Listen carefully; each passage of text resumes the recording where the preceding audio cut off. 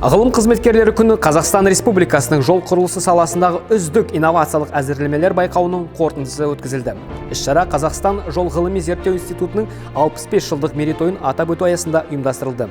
Байқауға еліміздің түпкір-түпкірінен жиналған 40-тан астам инновациялық жоба қатысты. Ал олардың үздіктері 12 сәуір Қазақстандағы ғылым қызметкерлері күнде өз жұмыстарын комиссияның алдында Астанада қорғап шығуға мүмкіндік алды. Сегодня у нас проходит интересное мероприятие.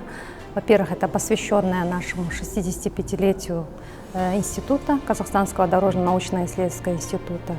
И в этом году наш институт планирует провести ряд знаковых мероприятий. Данное мероприятие мы хотим сделать традицией, поэтому надеемся, что результаты работ, представленных сегодня на нашем конкурсе, будут в ближайшее время уже далее изучены, доработаны, а также внедрены в нашу дорожную сферу.